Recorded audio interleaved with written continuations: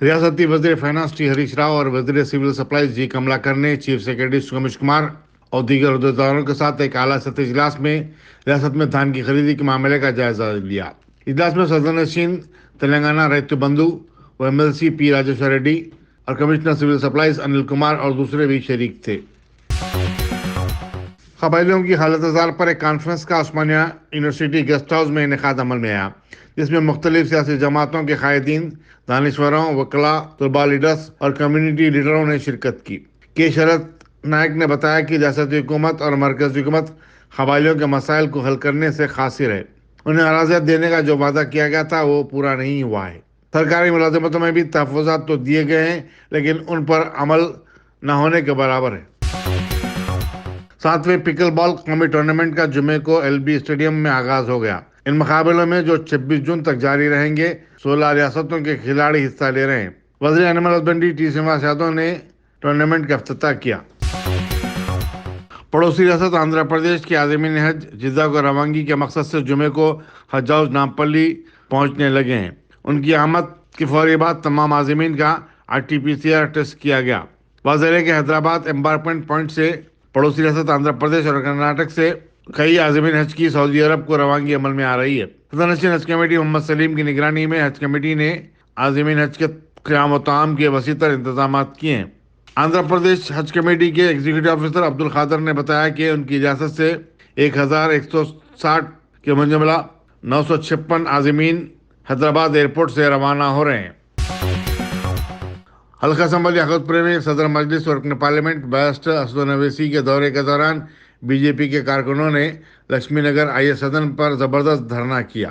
احتجاجی کارکنوں نے باکس ڈرین کے کام کی تکمیل پر وہاں نصب اسد اویسی کے نام کی تختی کو نکال کر پھینک دیا اور کہا کہ مقامی بی جے پی کارپوریٹر کی نمائندگی پر یہ کام ہوئے ہیں، لیکن ان کے نام کو نظر انداز کر دیا گیا ہے۔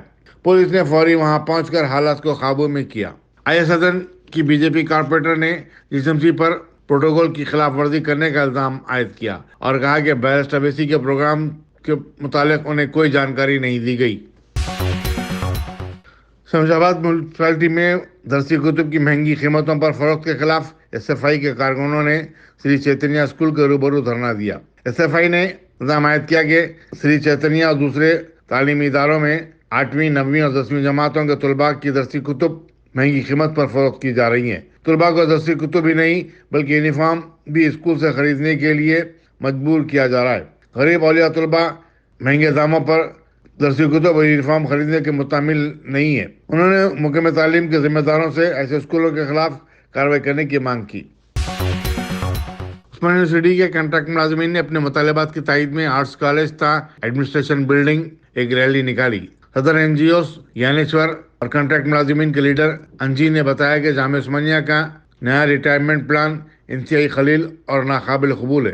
زیادہ تنخواہ پانے والوں کو کافی مراحت دیے گئے ہیں، وہیں کم تنخواہ والوں اور کنٹریکٹ ملازمین کے ساتھ سراسر ناانصافی کی گئی ہے۔ انہوں نے کنٹریکٹ ملازمین کی خدمات کو مستقل کرنے کی بھی مانگ کی۔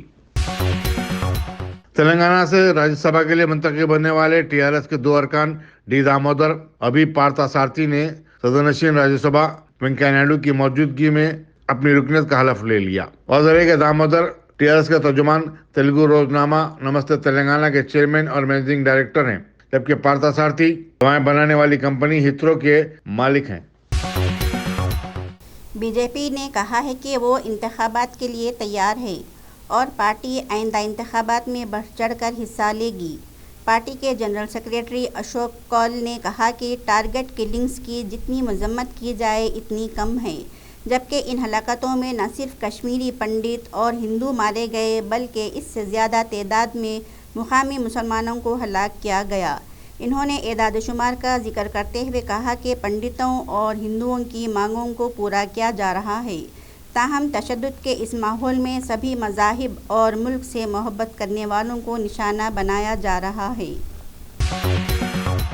سال 2002 کے گجرات فسادات کیس میں ذکیہ جعفری کی عرضی کو سپریم کورٹ نے خارج کر دیا ہے۔ ذکیہ نے SIT کی کلوزر رپورٹ کو چیلنج کیا تھا، جس میں اس وقت کے وزیر اعلیٰ نریندر مودی کو فسادات کی سازش کے الزام سے آزاد کیا تھا۔ اس سے قبل 2012 میں مجسٹریٹ اور 2017 میں ہائی کورٹ اس رپورٹ کو منظوری دے چکی ہے۔ سپریم کورٹ نے اس معاملے پر فیصلہ سناتے ہوئے کہا ہے کہ درخواست میں کوئی حقائق نہیں ہے۔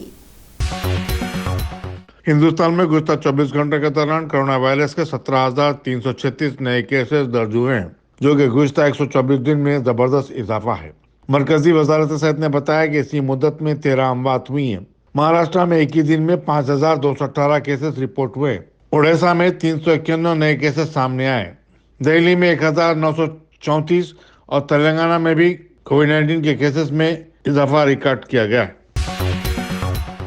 اقوام متحدہ کی جانب سے جاری کردہ تازہ ترین رپورٹ کے مطابق دنیا بھر میں روزانہ 25,000 افراد بھوک اور اس سے متعلقہ وجوہات کی وجہ سے موت کے منہ میں جا رہے ہیں۔ ان میں سب سے زیادہ تعداد بچوں کی ہے۔ اقوام متحدہ کی رپورٹ میں بتایا گیا ہے کہ ہر روز 10,000 بچے بھوک کی وجہ سے جان کی بازی ہار رہے ہیں۔ ایک ہی وقت میں دنیا بھر میں تقریباً 854 ملین افراد غذائیت کا شکار ہونے کا اندازہ لگایا گیا ہے۔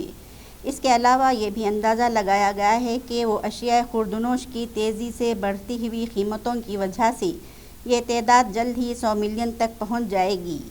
رپورٹ میں بتایا گیا ہے کہ زیادہ تر چھوٹے کسان، شہری غریب، بے گھر آبادی اور دیہاتی افراد پر سب سے زیادہ غذائی قلت کا خطرہ منڈلا رہا ہے۔